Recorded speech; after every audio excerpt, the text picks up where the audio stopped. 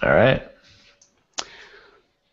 Hey, this is Bootstrap Web, episode 40. This is the podcast for you, the founder who learns by doing as you bootstrap your business online. I am Jordan. And I'm Brian.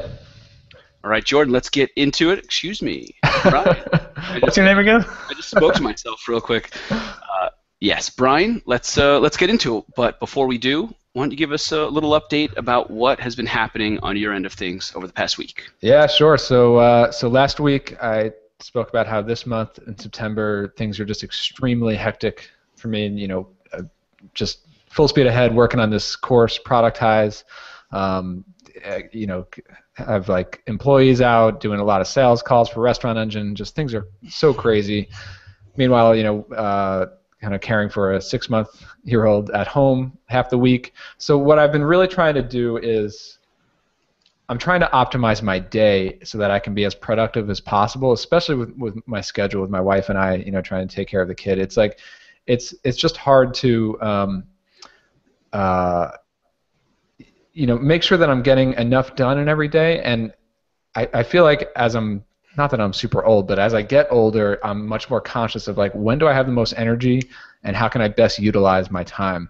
And I'm definitely finding that in the morning, especially the early morning, that's when I can get the most productive creative work done. So any kind of writing that I have to do, whether it's like writing articles or blog posts, or right now I'm writing a lot of lessons for this course, that stuff has to get done in the morning. If I try to squeeze that into the afternoon session or in like a night session sometimes, it's like blinking cursor, nothing's getting done, I'm deleting, it's just a total waste of time. So I'm trying to better utilize that time by pushing all of the emailing and all the calls and all the random crap and customer support stuff and talking to my team. Like all that stuff gets pushed till after lunch. In the morning it's create stuff, and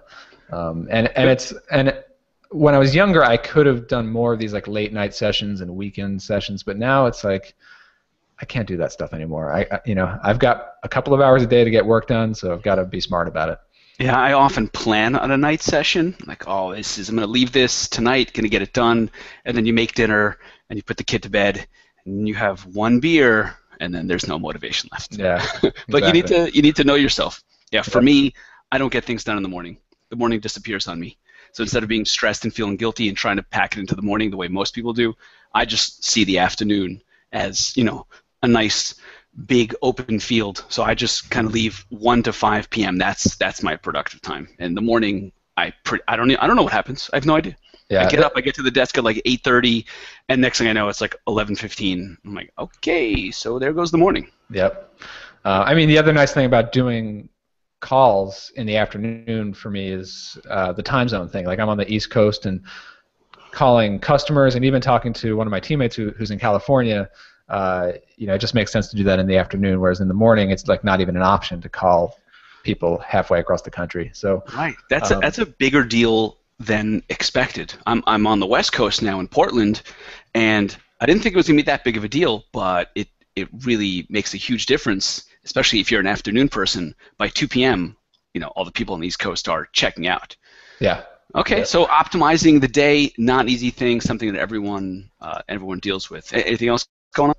Yeah, actually, just today, like literally minutes ago, right before we hit record on this podcast, I pressed send on the email to let folks know that we have just began to sell tickets for Big Snow Tiny Conf, which I mentioned it before. We're going to Sugarbush, Vermont in January. We're only releasing 10 spots, so if you guys are interested at all, we spend half the day snowboarding and skiing on the slopes. The other half, it's kind of like a business mastermind group. It was a ton of fun last year. We've got some really fantastic people coming back this year. So that is on sale now at bigsnowtinyconf.com if you want to get details and get in. Now is the time because they're going to go pretty quickly. That's it. Nice. Yeah, that sounds like fun. Ski trips are always fun, and being in person with people for an extended period of time is such a rare opportunity, especially with people in the same wheelhouse. And people who are a little further ahead, a little further behind. Yeah, it sounds like a really valuable weekend if you can get that done and you like skiing. Yeah. Sounds great. Yeah, it's awesome. And we talked before about like the value of mastermind groups. Yep. That's what this has really turned into is like it's a fun getaway, but it's also like a mastermind group. And we had like 6 or 7 of us last year, and this year it's looking like 10. But again, a lot of those spots are even like spoken for right now, so we're just opened it up. It'll probably only be open up for like a week or two. So anyway, what's up on your end? So I got the product. I got the course done, which was great. You know, and it felt really good to finish something like that. It was supposed to be a 4-week course. It ended up being closer to 6 or 7 weeks. But I think people got a lot out of it. I'm really proud of the content, and I've been working with people one-on-one to help them get their sales funnels up. And helping them figure out what content they should write and why and how to present it and what narrative to use. It felt, it was very rewarding, and now I feel very confident in the quality of the content, and I plan to re-release the course, I guess sometime in October. That's awesome. Yeah, so that was nice to get it done. It's also off my plate, which feels good, and completing a big project like that feels great. So that was the first piece. The second piece of the update, and it's the reason maybe my voice is a little sore or sounding a little less strong. My Mixergy interview published this week, and it's been a little rock and roll. It's been fun, but talking to a lot of people and emailing, and it's very interesting the things that come out of something like that. Obviously, this isn't NBC, but in our little world, it's pretty high up there. Oh, it's a big deal for sure. Right, and so it's interesting what comes out of it. It's not so much clients as it is just exposure and opportunity. So a lot of people from Portland reaching out. So I got coffee and meetings set up just to meet people, and you never know where those things go. A lot of agency people reaching out, and then also some signups and a lot of interested people and potential integrations. So it's been fun, and I did take a minute to just kind of feel proud and share that with my family and be happy about it before I kind of dive right in and try to make the most of it, sort of thing. So it was fun.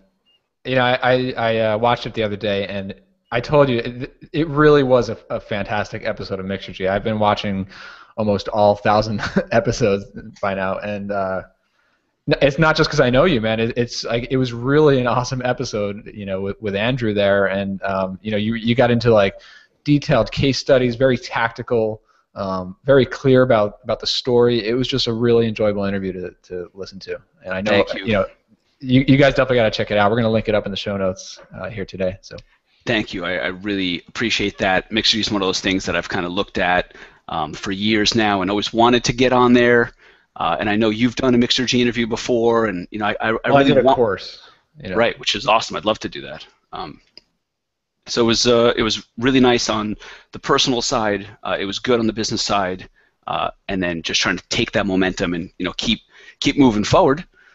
And speaking of moving forward, let's jump into this week's topic, where we're going to be. Actually, before then, we did get a pretty awesome email from someone. Excellent. Elliot, Elliot listened to last week's episode, where we talked about what did we talk? Was that thinking right? big? This is doing manual. Oh, that was doing things manually. So Elliot, he said the subject line said, "You guys saved me from making a huge mistake." He said, "Guys, just listened to your latest podcast and left you guys a review in iTunes. Just wanted to thanks for being transparent about the non-automated parts of your businesses. You guys saved me from making a huge mistake and automating the sign-up process prematurely. Big thanks. Have a good weekend, guys." So thank you, Elliot, for tuning in and the kind words. Always awesome to hear that. Yeah, thank you, Elliot. And saving people from making big mistakes, talking about the mistakes that we've made, that's what we're here for. That's right. Excellent. So great to hear that you got that value out of it, Elliot. And thank you very much for the review and for emailing us. And everybody else out there, if we're saving you from making big mistakes, write us a check, make a donation, anything to that effect, or send an email and an iTunes review. Same thing. Worth almost just as much. Same thing. All right. I like what some other podcasters have been doing about buying a beer. I feel like I could go for that. That's Bootstrapped with kids, guys. I kind of might have to steal that model. Yes. All right, so this week's topic is something I'm really interested to talk to Brian about because he does a really good job of it. I personally have failed disastrously. I don't know about that. Well, because we're not talking about the businesses that failed disastrously that I failed to do this on. Those remain in anonymity where nobody really needs to know the details there. Yes, so this week's topic, doing customer research, right? If we were passe, if we were in San Francisco right now in a really hip co-working place, we'd call it customer development, otherwise known as just talking to your potential customers. So why don't we jump into it? Brian, why don't you kick things off by just telling us, what is this and why is it important?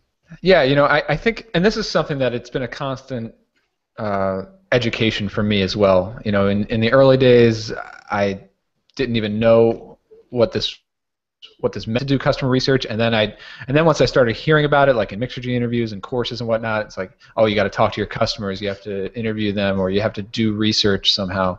I would hear that kind of thing and be like, yeah, I'll figure that out later, or it's not as important as it sounds or as it seems.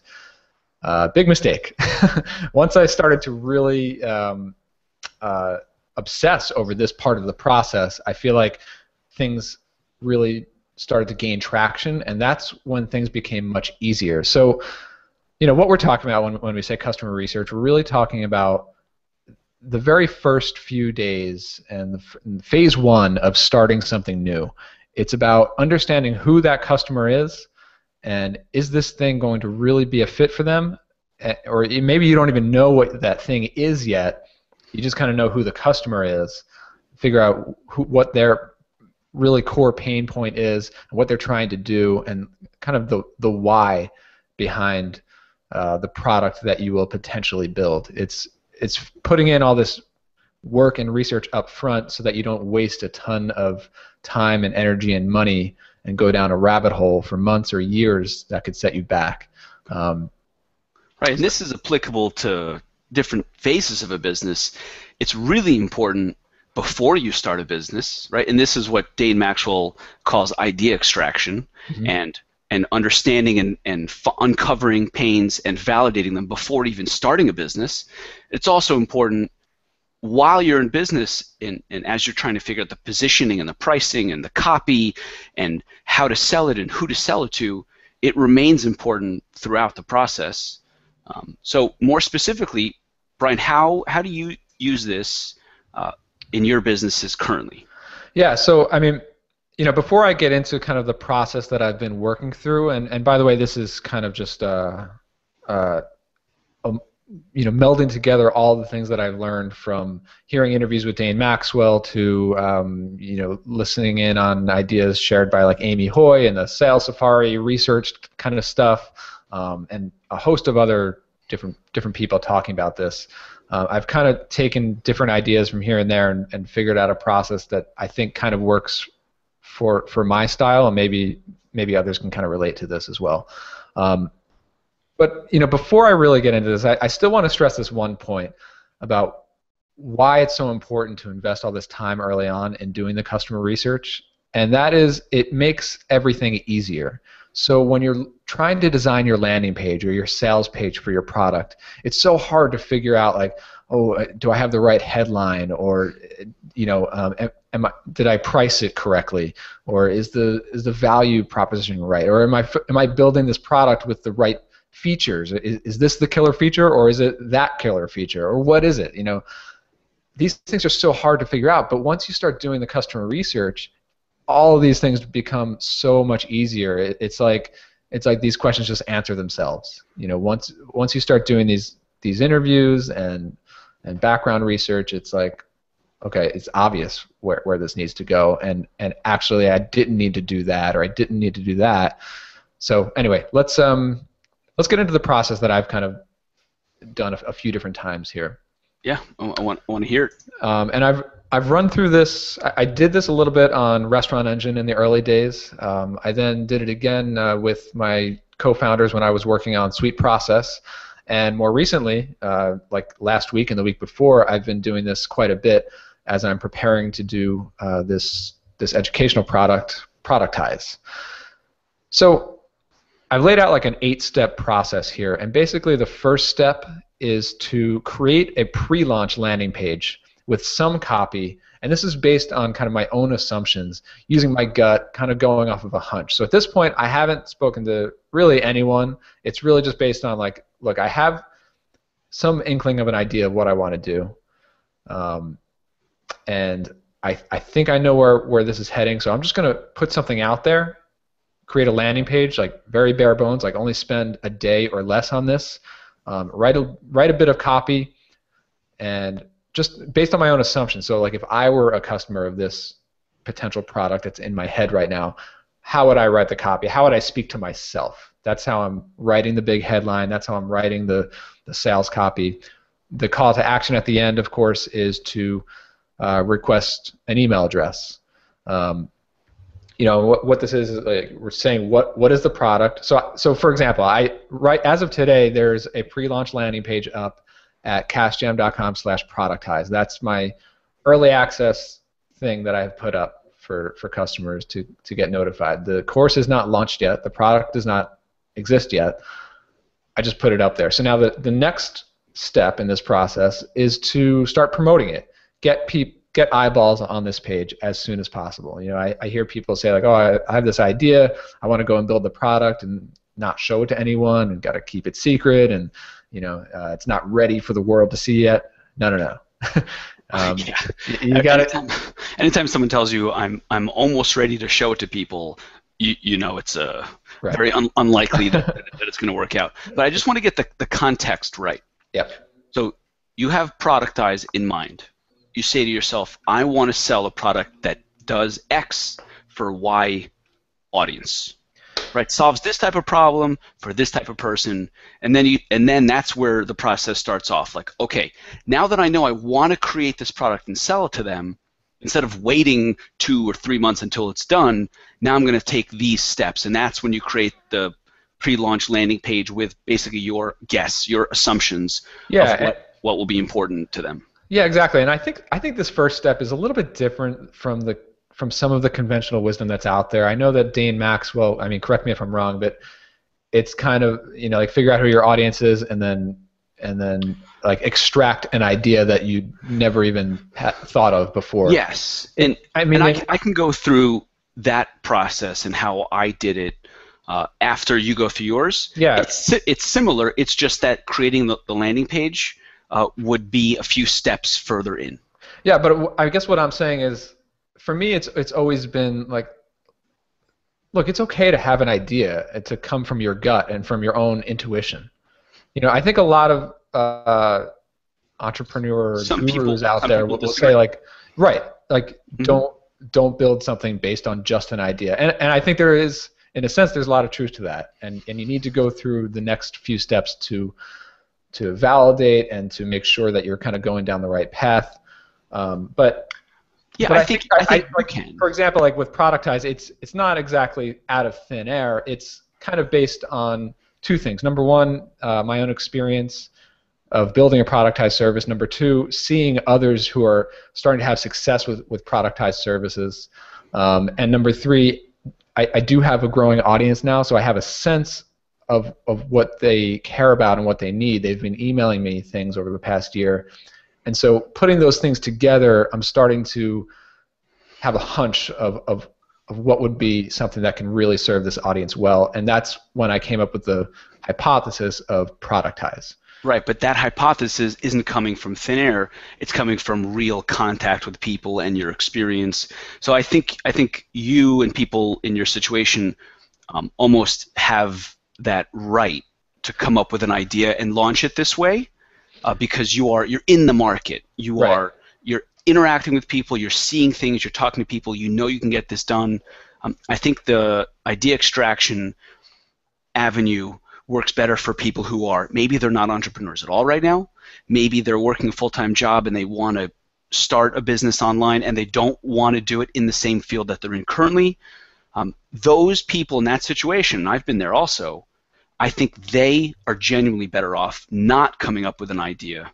I think it's less likely that that idea out of thin air will work for them, whereas you coming up with an idea it's not out of thin air. So I think you have like a better place to guess from. Yeah. Now, I mean, the thing that I want to make clear, though, we're still on step 1 here, and I have not established that anyone is willing to pay for this or has expressed interest in potentially paying for this in the future. So far, it's still just a hunch based on what I know about my audience, and that's that. So I've put up this landing page. It's based on assumption, kind of a hunch. Now the next step is get traffic to it. I've been doing that through content, through my newsletter. I have a free course on the same topic that leads into sending people to the landing page. In the past, I've also done this with PPC. So, for instance, when on the very first days of starting Restaurant Engine, I had a temporary landing page up. This was before I built anything on Restaurant Engine. I think it was even a different name. Right? I didn't even come up with Restaurant Engine at the time. I just for a couple of weeks, I ran some AdWords campaigns to this landing page explaining what the service would do. It's launching in a few months. Enter your email address. Doing the same with Productize today, and that's also what we did with Sweet Process. So we're sending traffic to the page, asking for email addresses, offering some kind of early access or be the first to know or something along those lines. The next step is to email all these people and get on Skype calls. So 2 weeks ago, I sent out an email to everybody who has entered their email for early access to Productize. And by entering your email on an early access page, you're not saying, I'm definitely going to buy this, but you are saying, like, I acknowledge that this is a product, it's being created, you're going to be selling it, I'm giving you my email because I might want to buy it. That's what these people are saying. So those people who have said that by entering their email, I send all of them an email, just a personal email saying, let's hop on a Skype call. Here's my Calendly calendar that you can book a time. Let's talk. My goal is to schedule at least 10 Skype calls. I've done now for Productize, I've done about 10 or 12 of them, doing a few more in the next week or two. You want to get at least 10 of these calls done because that's the amount that I start to see patterns in the interviews. The other thing, the reason I use Skype is because it's very easy to record the conversation. I'll tell the person up front, I'm recording the conversation. It's totally private. I'm not going to share anything here. It's just for my own research so that I could refer back to it later. So I record the conversation. These conversations tend to last like 20 to 30 minutes. And so, I have a number of questions that I run through, and I'll get into that after I go through the whole process. But just really asking a lot of questions, asking a lot of follow-up questions, asking a lot of why is that, why do you think that is, what's, where are you going with that? These conversations must be, it's gold, and it's not just for the marketing, it's also for the product. Exactly. Right, exactly. It gives you a chance. Like the worst thing you can do is get a whole bunch of people signing up for early access and then don't email them again until right before it's ready. Right, that would be a mistake. Yeah. Talking to them as you're creating the product, and you can adjust it before it's done, and you get the intelligence of what do they care about. So what features do I highlight first? What headline do I use? What pains do I talk about? So it's really, that's the best thing you can do. Whether it's you've already decided to create the product or you're not sure if you're going to get into this business at all, talking to people directly. 10 Skype calls for half an hour each, that's infinitely better than what's in your head and guessing and seeing if maybe people will buy it or. Yeah, exactly. And it gets really exciting once you start to hear patterns. And also just the fact that people are willing to spend 30 minutes of their time on a call with me, and multiple people are, that in itself is like, okay, people are interested, they're willing to talk to me about this thing. Now the next step is, of course, I am recording these conversations. So then I'm going to go back and load these MP3s onto my iPhone and listen to them. Just like I listen to podcasts all day, I'm going to listen back to these episodes while I'm driving in the car, walking in the park with my dog, whenever.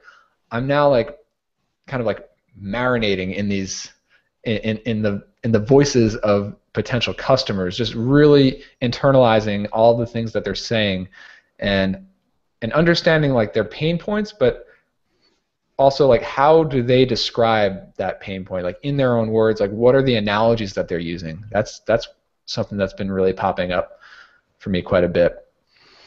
So I'm taking notes, I'm just internalizing this stuff, thinking it over and over again. Now that I have all this intelligence from listening back, now I can go back to that original pre-launch landing page and rewrite all the copy.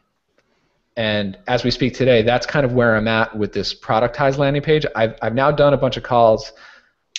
The copy right now, this might change by the time this publishes next week, but in the next few days, I'm going to be going through that whole page and rewriting the copy, the headline, the first few paragraphs, the sections, because I have learned now that what I had assumed is the most impactful way to get this message across is a little bit different from what really resonates, like the core pain point and the reason why. So I'm going to tweak the copy to speak more to what people have actually told me. Right. The effect that little tweak can have on the success of the product is enormous. If the first thing people see doesn't hit home, as opposed to if you nail it and the first line they read is, oh, that's just like me, that's how I feel. I mean, not that it can make or break the product, but it can have a very significant impact on the success. Yeah, exactly. Nice, man. So that's kind of where, yeah, like that's kind of where I'm at. I'm going to rewrite the pre-launch landing page. Of course, that will eventually turn into the sales page once the product is released in a few weeks. And then I'm also using this intelligence as I'm writing the course too. Like making sure that we're covering exactly the material that people need to learn, or that they're asking to learn more about. So that's basically it. And this doesn't only apply to info products or of course it applies to anything that you're launching, whether it's a productized service, a SaaS product, even like a WordPress plugin or anything. Going through some kind of customer research process doesn't have to be exactly this. It can be a variation of what you hear elsewhere and whatnot. That's kind of what I've done, is putting together different ideas. So yeah. I think it's an ongoing necessity, regardless of the stage that you're in. It's just applicable in different ways. Today, I was on the phone with a customer who had just finished up their free trial. They did great during the free trial, so I was calling to convert them to paid. They were all for it. They're all happy to go. And in the 15-minute conversation, I could have just been like, great, give me your credit card information, and cha-ching, now you're a customer. Instead, we got into it. What do you think? What can be better? And the words, the things, the feature requests. I have a policy. My policy is I do not add a feature until someone says more than once, can you add this feature? I want this. I want this. Without that, I just don't add the feature. I don't think, oh, this would be cool, and so let me do it and then announce to everyone, guess what? Now we have this, amazing new feature. But it has to come from people's mouths, and the phone's just the best opportunity. Yeah, or absolutely. Skype calls that way. Yeah, it's the same reason why a lot of people reaching out after the Mixergy interview, they're like, hey, I saw the interview, thanks so much, I thought it was great, learned a lot. And I reply back like, cool, here's my Skype. If you ever want to talk, let's jump on it. Because you don't know, you can never tell what you learn, and it tells you a ton. So I think we're all really excited to see the results you get. I think for your previous book and for other things, you didn't go about this process in nearly as sophisticated a way, and I think this is a real opportunity to see the power of doing this research up front, and then when you launch, your launch emails will talk about the right things. The pricing will be right. The product will be aimed toward the right people. The pain points you talk about. So, that's really excited to see. Yeah, I mean, I'm glad you brought that up. I did release the book last year, Design for Conversions, and again, it did okay. It didn't exactly live up to my expectations in terms of sales and reach. Wasn't a complete failure, I have to admit, but it was okay. I mean, I think for a guess, it was relatively successful. Yeah, but exactly. So what happened there was I kind of did step one. I created the pre-launch landing page. I announced it early. I did plenty of like letting my list know like this is coming, and then launched it. But I didn't do a whole lot of getting on the calls with those customers because customers did sign up for early access, and I had an early access list. It wasn't huge, but people were showing some early interest in the product, and some people bought it. But I didn't. All of the copy all the sales copy for the page and everything that I wrote about in the articles and emails leading up to it was just based on my own assumptions and hunch, and I didn't match that up with what people were actually telling me because I didn't do enough of those calls. That's since changed quite a bit. Yeah, it's definitely changed. And this is one of those dangers, if I could just come back to a good standby argument with you, I think one of the dangers of having an audience, in that people like you so much when they're in your audience, that some people will buy mostly based on that because they trust you and they like what you create. And if you do that and it's still a guess and it's not this work that Brian has done for Productize, then the sales won't go beyond your audience, right? If you nail it for your audience and you really listen to them the way you're doing now, I think the product can stand on its own regardless of whether or not people know you.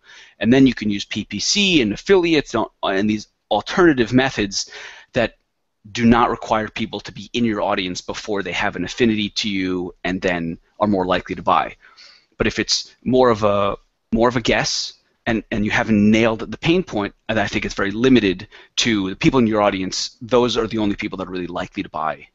Yeah, and I also kind of want to reiterate as well that as of today, I'm at this point now where, look, we're talking about Productize as if it's already a success, which it most certainly is not. It has not launched yet. It could be a total flop for all I know, but I think that given the amount of customer research that I've been doing and that I continue to do, and the emails and things that I'm receiving from people, I am going into this with so much more confidence than I was a year ago going into that book. Going into that book, it was a total question mark.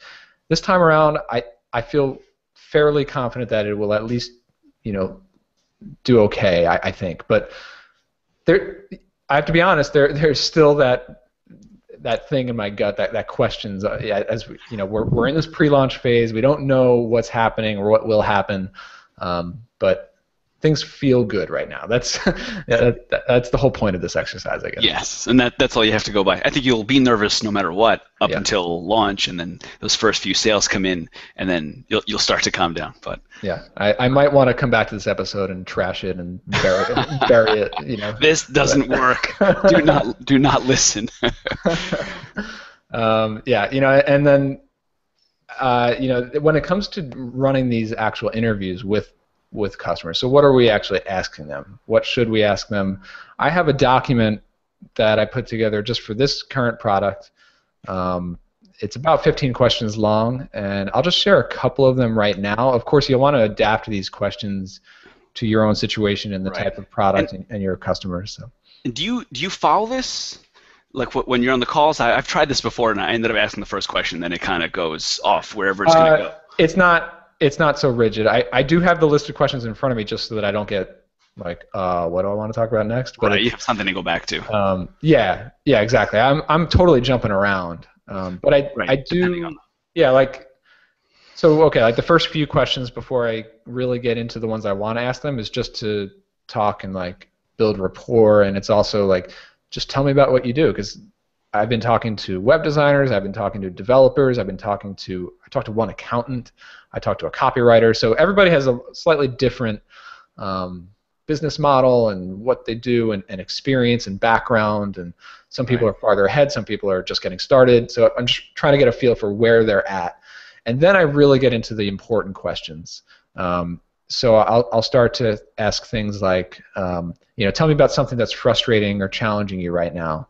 And that usually starts to get them talking about something, and then I start to dig in. Why is that? You said an interesting thing there. What can you expand more on that thing?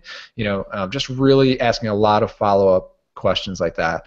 Another way to get into these pain points would be, what do you spend the majority of your time on these days? Because people value their time. Typically, their the solution is something around this will save you money or this will save you time or both. So I'm asking, what are you spending the majority of your time on, and what do you think that you should be spending more time on, or what do you wish that you could spend more time on?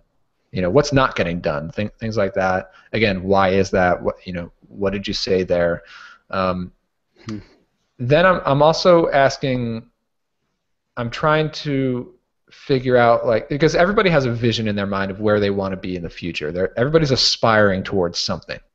Everyone's moving in a certain direction, or they're hoping to get to a certain destination. So I'm trying to ask questions like, right, what would you say is your biggest goal over the next year? Like, where do you hope to be 12 months from now? I'll say that a lot. Right. I think that's maybe the single most important thing to understand in marketing.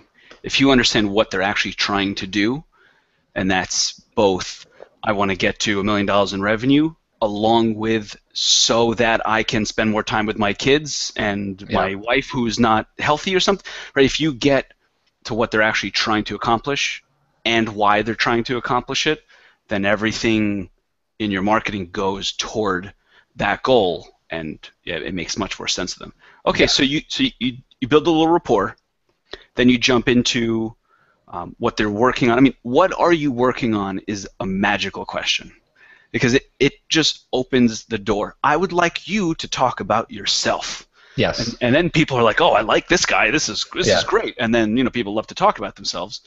So what are you working on is one of those things I throw out immediately with people, whether it's on chat, Skype, Twitter, whatever it is. That's my favorite question to ask, no matter what the email newsletter. I sent out a tweet earlier today that I send an autoresponder to all new subscribers to my newsletter. Get what are you working on right now? What's your biggest challenge in the next 12 months? What's your biggest hurdle to getting there? And that's another question I'll ask on these interviews. And even when I'm out at a conference or getting drinks with other people in the industry or whatever, it's what are you working on right now?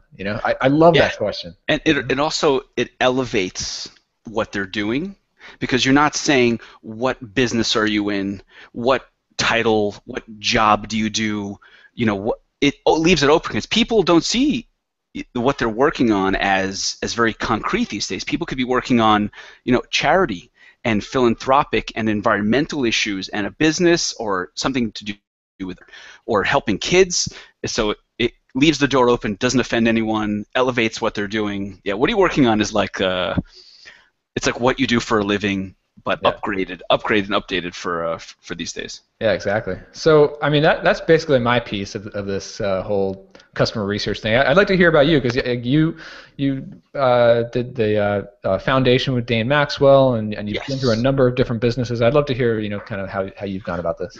So I think the idea extraction, just the concept and the tactical strategy of idea extraction, is the single most valuable thing that I got out of the foundation. I think it's the single most valuable thing that people can get out of Dane Maxwell's whole shtick.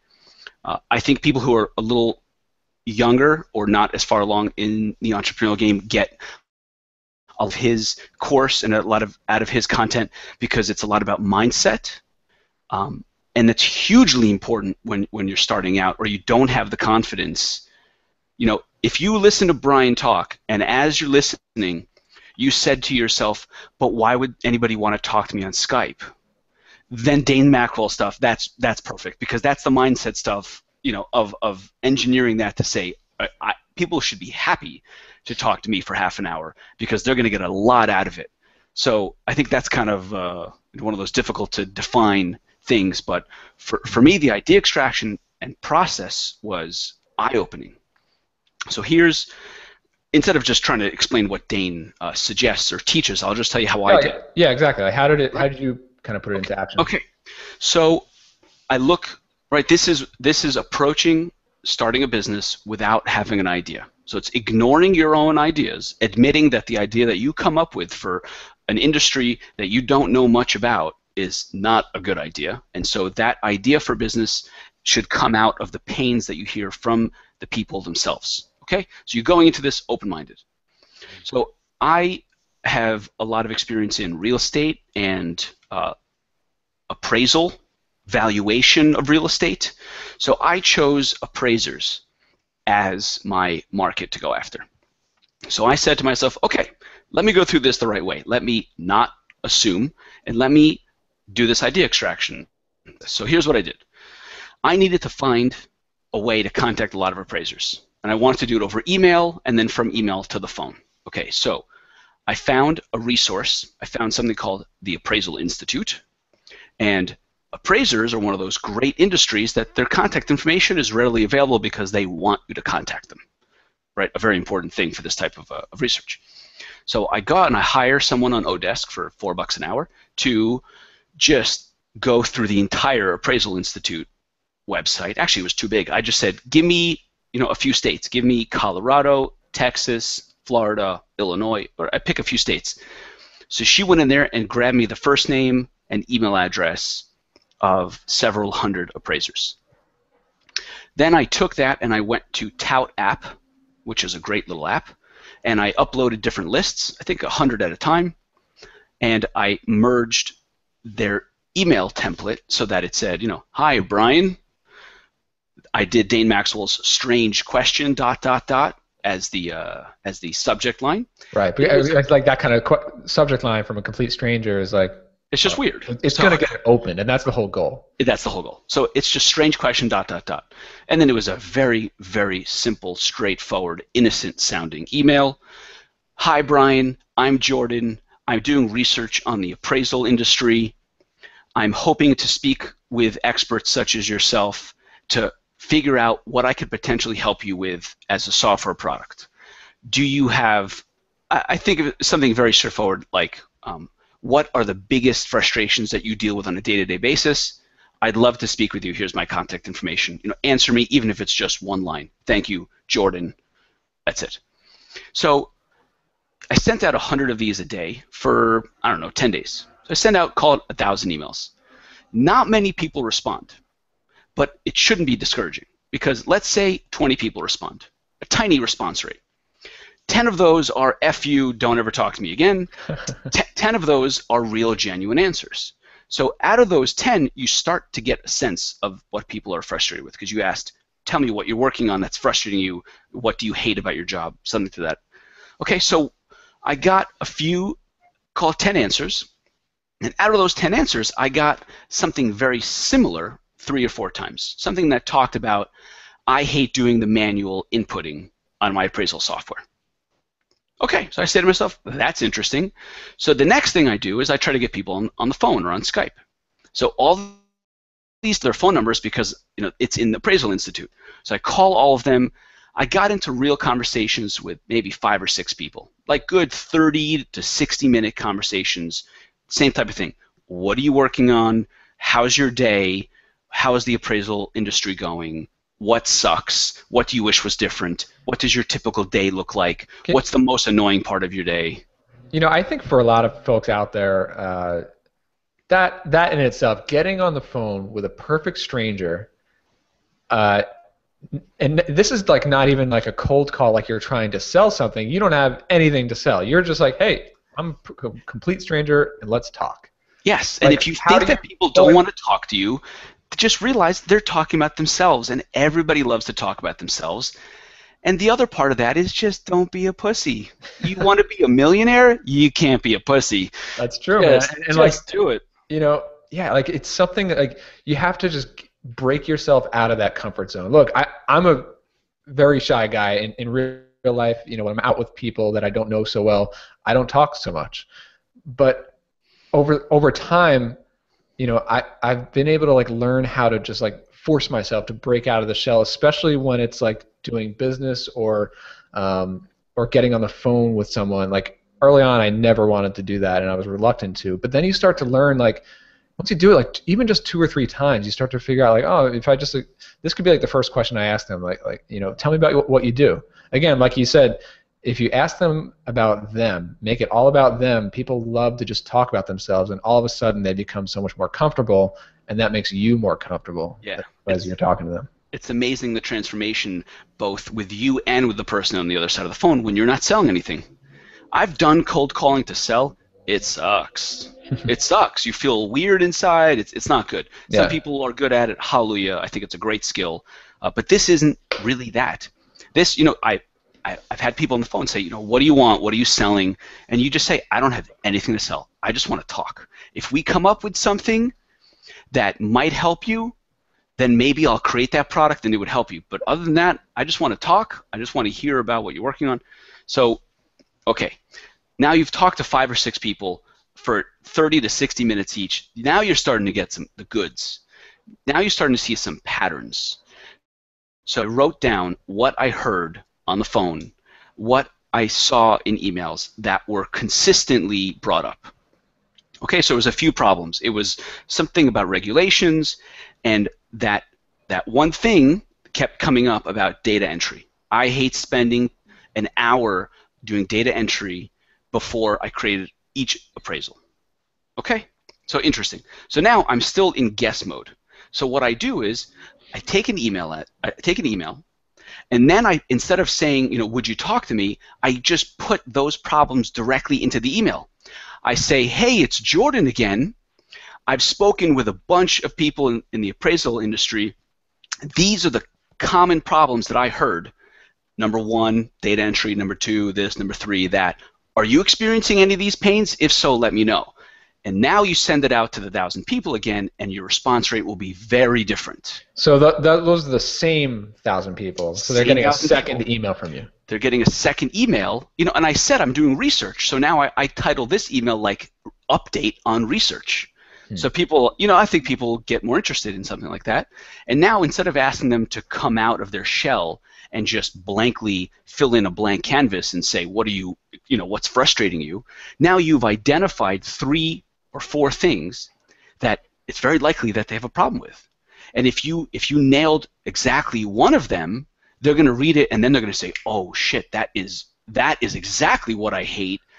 And now instead of getting 20 responses, I got like 50, 60, 70 responses. That's amazing. I mean, this is that gold, right? It's taking what people have actually told you and then reapplying it.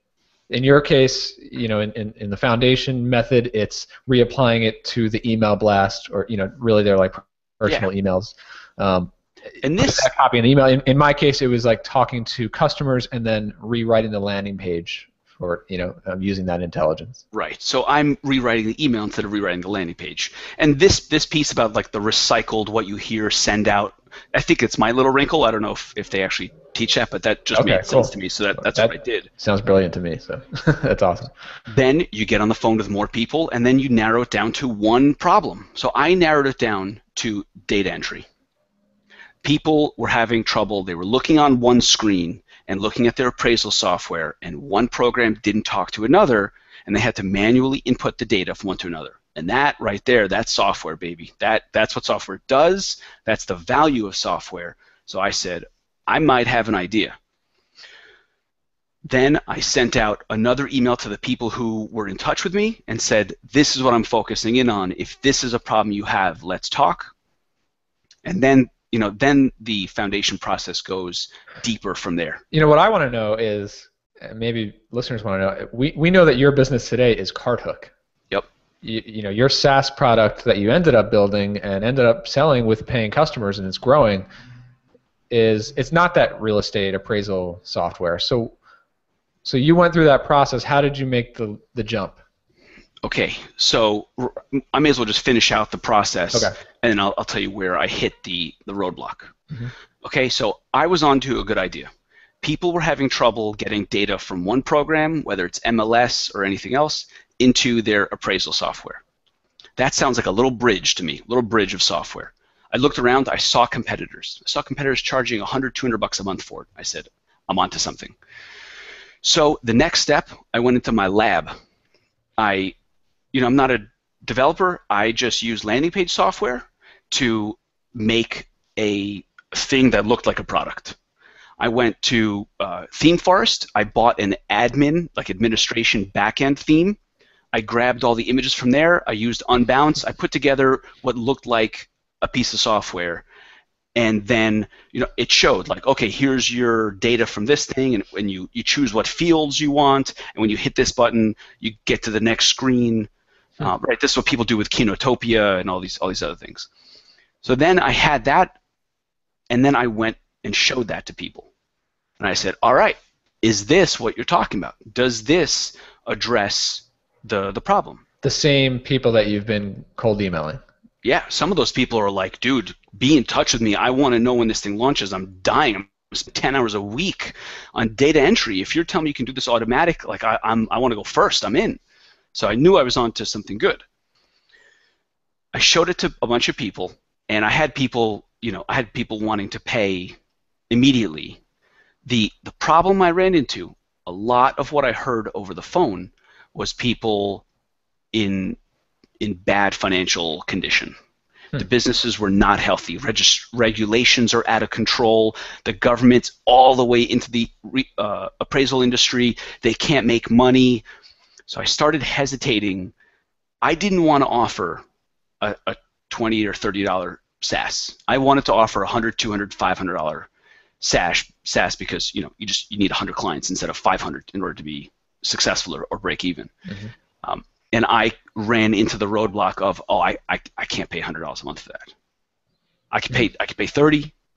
So you started running the pricing by these people, and that's where there was the disconnect. Yes, because they weren't making enough money, and they were getting squeezed, and they're making less money every month and less money every year, and that's not the type of industry that I wanted to sell into. I wanted a growing, expanding. I don't care how much it costs because I'm killing it right now. Right, and even if this was like the first product of many products down the road, you're entering the wrong industry. Yes, and I adjusted at that point, and I pivoted toward commercial appraisers who make more money and were doing better. And I started looking into a piece of software that helped them manage their data, and then I started kind of getting discouraged and lost a lot of the interest. But it's not a bad thing to decide not to build a product, because a product is a lot of money and a year, 2, 3 years of your time, and if it fails, you can't get that time back. Yeah. So going through that for 2 months and then saying no was painful. It would have been more painful to go into it and fail. Now, okay, so I mean, let's kind of fast forward real quick to CardHook, because what my sense is, and correct me if I'm totally wrong here, but you previously worked in an e-commerce business. You built up and then you sold an e-commerce business. By the way, the whole story's on your Mixer D interview. It was awesome. You guys got to check that out.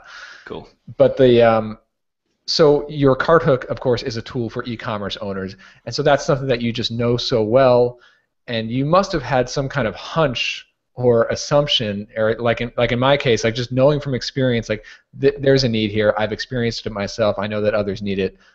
Let's explore this option. Am I onto something there, or? Yes, I just did it a little differently and a little dirtier. So maybe people want to hear about it. So CardHook, I didn't do the same research, because the idea from when I ran an e-commerce business, I wanted to use a product like CardHook, and I couldn't because the products weren't good enough and they didn't work with anonymous checkout. You had to be a registered user in order for the email to be captured. The products weren't good, but it was so obvious that it would be a great thing. And I used a product that had cart abandonment in it. I couldn't use the cart abandonment piece because of the anonymous checkout piece, but we did use a different part of their product that's automatically sent out emails to people after they purchase, soliciting reviews. So come back to the site. We hope you like the product. Would you please leave a review? And that blew up our reviews, blew up the conversion rate. If you get a product page that does well and then you add 80 5-star reviews to it, it's going to do really well. Yeah. So that was like a SaaS that you, as an e-commerce business, you were subscribed to. You were happily paying hundreds a month for it, and you wanted something like that. I wanted something like that, and I wanted to be in that guy's shoes, because I paid them $50 a month, and they not only were they getting us a ton of reviews and a better conversion rate, the people that came in to write reviews, they bought again. Right. So but I mean, like the idea, like you knew you wanted to get into a SaaS recurring revenue type of business, but the idea for the product, CardHook, cart abandonment, yes, that came from your own experience, right? Yeah, so that came from my own experience, and also looking at competitors, and so this process was a little different. And look, it was innocent. The way I went about it was, I don't want to build this thing unless I feel really confident. So the way I'm going to do that is I'm going to approach all of my potential competitors, and I'm going to talk to them, and I'm going to say, look, I don't want to build a SaaS. I just want recurring revenue. So why don't I just sell your SaaS? I'm a former e-commerce store owner. I know how to talk to e-commerce. I know how to sell your product. It's awesome. I know it's going to recover money for people. I just want to be a salesman. Let me sell it. Let my company sell it for you, and I want a recurring piece of the action. So I went out and I talked to all of my competitors, and I got a ton of information from them, and I was in talks with 2 of them to sell the product for them and get a piece of the action recurring. And as far as I'm concerned, I mean, I don't really care about software. I just want the money. So I was going to be totally happy to be in the background as long as I got a piece of the action. I mean, that sounds even better to me, to get a piece of the recurring revenue without having to deal with the actual software, right? Yeah, we'll have to kind of talk about this more in another episode. Reselling versus building your own, and Right. being dependent on other companies and working that in, because we deal with that in Restaurant Engine as well. It's like more than half of our product is our thing, but then we do online ordering as well, and that's a partnership with another company. So it's Right. And it's worked out fantastic for us, but it's also there's a lot of give and take there that we should talk about sometime. Yes. So to wrap it up, basically I was trying to white label. And what I said to myself is, if I'm successful at selling it, then I'll consider building one myself. And I figured I'll deal with the awkwardness then of, I'm sorry, I'm going to launch my own competitor. What ended up happening was, that's right when I met Charlie out in San Francisco, my co-founder. And when I told him about what I was thinking, he was like, look, man, let's just build it ourselves. And that's when I called everyone back and said, look, it's a very real possibility that I'm going to build something like this myself. So we should now start talking like friendly competitors, and the right thing to do is not get any further into the relationship, before I start working for you under false pretenses and all that. So I just came out and told them exactly what's happening, and they appreciate it. I'm still buddies with some of the guys that are in the landscape. Very cool. Yeah, so that was the validation, on that angle. Yeah, nice. And of course, you've been doing a lot of manual customer acquisition, talking to every customer as they're coming on board on CardHook. So you're getting tons of, you're doing this customer development as you've been building up the customer base, which has been awesome. And I just built a sales funnel based on those challenges that people deal with. I'm just about to redo the marketing site, and it's all entirely informed by real customers and what they're like and who they are and what they deal with and what they want to see in the product and in the marketing. Yeah. So why don't we kind of round this out? Did you want to talk about your sales funnel course that you've just released, and like you said, you're planning to re-release it again? Yeah. How did customer research play into that? That's maybe for another episode, because it's a bit more involved. I think I spoke about it a few episodes ago, but it was similar to the the way, the process of a landing page and then talking to people. This was just me offering the service for free, seeing if anyone was interested, then seeing if people will pay for it, and then moving step by step, and then offering the course once I knew people were both interested in it and willing to pay for it. So we can get further into the details on that. Yeah, totally. But I think if there's like one big takeaway of this episode, I think it's, if you have some kind of educated guess or a hunch or an assumption of something that you want to do, or a group of customers that you want to serve, start there. Like, you don't have to avoid all ideas. I think there's some there's some kind of talk in this industry where like ideas are the devil. Your customers have to tell you what the idea will be. You have to trust your gut and your own intuition at a certain level, and then you have to do the work to make sure you're speaking to the right people and you're communicating in the right way, and that's where the customer research really comes in. But the initial idea, it's okay if it comes from your gut. I think it's tricky, and there's no right way to do it. Yep. Right, the the truth is everything, right? Everyone's a little different.